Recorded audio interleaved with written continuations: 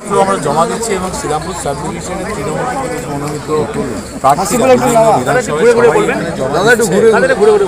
এবং এই যে 26-এর নির্বাচন, সেই 26-এর নির্বাচনের যারা বাংলা বিরোধী যে বিজেপি, যারা বাংলার মানুষের 100 দিনের টাকা আটকে রেখেছে 3.5 বছর, আবাস যোজনার টাকা আটকে রেখেছে, জল জীবন মিশনের টাকা আটকে রেখেছে, বাংলার মানুষকে যন্ত্রণা দিচ্ছে, বাংলার মানুষের হাতে মারতে চাইছে, পেটে মারতে চাইছে, আবার নির্বাচন কমিশনকে দিয়ে বাংলার প্রকৃত ভোটারের নাম কেটে বাংলার মানুষের যে সাংবিধানিক যে অধিকার, সেই অধিকারকে কেড়ে নিয়ে তারা বাংলা দখল করতে চাইছে। এই বাংলা বিরোধী বিজেপিকে বাংলা থেকে শিকড় সমেত উপড়ে ফেলার নির্বাচন হচ্ছে 26-এ।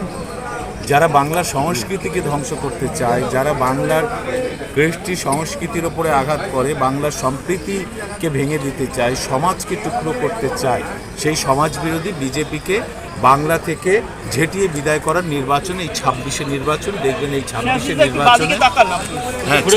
নির্বাচনে বাংলার মানুষ বিজেপিকে সমূলে উৎখাত করে। আমরা সেই লক্ষ্য নিয়েই এগোচ্ছি, কারণ বাংলা রবীন্দ্রনাথ ঠাকুর, নজরুল, বিবেকানন্দ, নেতাজির বাংলা।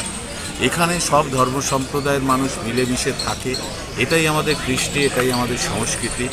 ওই যারা বাইরে থেকে এসছে, ওই নরেন্দ্র মোদী, অমিত শাহ, তাদের যে দল, সেই দল বাংলার এই সংস্কৃতিকে ভাঙতে চায়, বাংলার মানুষকে যন্ত্রণা দিতে চায়। ফলে এই বাংলা বিরোধীদের হাঁটানোই আমাদের লক্ষ্য। এটা আমরা জেতা নিয়ে আমাদের কোনো সংশয় নেই। চতুর্থবারের জন্য মুখ্যমন্ত্রী হতে চলেছেন মমতা বন্দ্যোপাধ্যায়। আমরা 250-এর উপর আসন নিয়ে পাওয়ারে আসবো, এটা নিয়েও আমাদের সন্দেহ নেই। আমার কেন্দ্রে বিপুল ভোটে, আগের থেকে আরও বেশি ভোটে, 40-50 হাজার ভোটে আমরা জয়ী হব, সেটা নিয়েও আমাদের কোনো সংশয় নেই। আমাদের আসলে লড়াইটা হচ্ছে বাংলা বিরোধী বিজেপিকে বাংলা থেকে উৎখাত। দাদা, এর নাম ডিলিট হয়ে গেছে, তার মধ্যে বেশিরভাগ মহিলা এবং সংখ্যালঘু। এটা তো আপনারা দেখেছেন যে সাংবিধানিক যে অধিকার মানুষের আছে, ভোট দেওয়ার যে অধিকার আমাদের সংবিধান দিয়েছিল, এবং সেই সংবিধানে যে পিপলস অ্যাক্ট 1950 সালে যে পিপলস অ্যাক্ট এবং রুল 60 অনুযায়ী ভোটার তালিকা থেকে কারো নাম বাদ দিতে গেলে নির্বাচন কমিশনকে যথেষ্ট সতর্কতা অবলম্বন করতে হয়, কারণ এটা ইনক্লুসিভ ডেমোক্রেসি।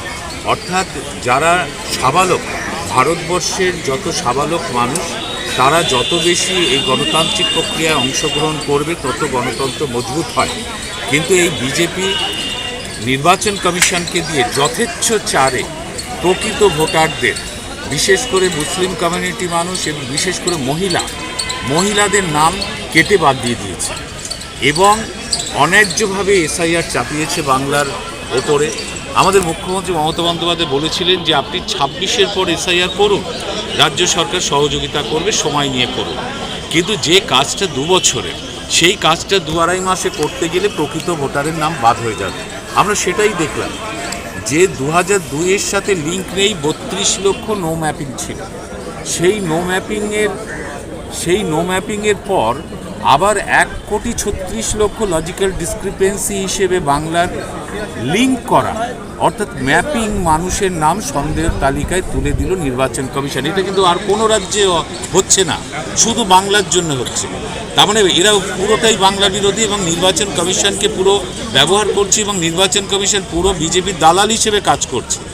একটা সাংবিধানিক সংস্থা, আমাদের ভারতবর্ষের ডেমোক্রেসির মধ্যে কতগুলো সাংবিধানিক সংস্থা আছে এবং পাশে বিচার ব্যবস্থা আছে। আপনি খেয়াল করে দেখবেন এই যে সাংবিধানিক সংস্থাগুলো কিন্তু ডেমোক্রেসিকে শক্ত করেছে, যাতে ডেমোক্রেসি অর্থাৎ স্বাধীনতা, গণতন্ত্র প্রতিটি মানুষের বজায় থাকে। সেই সাংবিধানিক সংস্থার মাথার উপরে বসে কেউ যদি সংবিধানকে ভাঙতে থাকে, তার বিরুদ্ধে আমাদের লড়াই চলবে, তিনি সেই যিনিই হন। শহরাঞ্চলে মূলত যারা ইয়ং ভোটার, তাদের ভোট কিন্তু তৃণমূলের পক্ষে কমেছে। সেইটা ফেরানোর জন্য কী ধরনের পদ্ধতি বা কৌশল নেবেন আপনারা? কমেছে ধারণাটা সম্পূর্ণ ভুল। তার কারণ হচ্ছে, আমি বলে দিই যে 2011 সালে তৃণমূল কংগ্রেস ভোট পেয়েছিল 2,30,00,000, 16 সালে ভোট পেল 2,45,00,000, 19 সালে ভোট পেল 2,47,00,000, 21-এ ভোট পেল 2,88,00,000, অর্থাৎ 2,88,00,000 ভোট পেল। এত ভোট বাড়লো এবং পশ্চিমবঙ্গের ইতিহাসে একক দল হিসেবে কোনো রাজনৈতিক দল আগে কখনো এত ভোট পায়নি। তাতে আপনি কোন সিদ্ধান্তে এলেন যে ইয়াং জেনারেশন তৃণমূল থেকে সরে গেছে, সরেনি কেউ। মমতা বন্দ্যোপাধ্যায়ের ডেভেলপমেন্টে মমতা বন্দ্যোপাধ্যায়ের প্রতি সমর্থন সর্বস্তরে সর্বশ্রেণীর মানুষের বেড়েছে। তবে আর যুবকদের জন্য যে কথাটা বললেন, সেটা অবশ্যই যুবকদের কর্মসংস্থান, তাদের জন্য আমাদের সরকার সবসময় কাজ করছে। এমএসএমই সেক্টরে ভারতবর্ষের মধ্যে ফার্স্ট হচ্ছে পশ্চিমবঙ্গ। আমরা সরাসরি 1,35,00,000 মানুষ এর সাথে যুক্ত। 90 লাখের ওপরে ছোট এবং মাঝারি ইউনিট রয়েছে বেঙ্গলে। আমরা বেকার সংখ্যা 40% কমাতে পেরেছি, যখন সেন্ট্রাল গভর্নমেন্টে 45% বেকারত্ব বাড়ে। তো তবুও বেকার যুবকদের জন্য আমরা একটা যুবসাথী প্রকল্প মুখ্যমন্ত্রী সম্প্রতি এনেছি, আপনি দেখেছেন। প্রায় 87 লক্ষ যুবক যুবতী এটা ফর্ম ফিল আপ করেছে, তারা 1,500 টাকা করে মাসে পাবে। বিরোধীরা এটা বলছে যে কোথায় চাকরি, এটা ভাতা, এ দিয়ে কী হবে, কিন্তু বিরোধীরা এটা বুঝতে পারছে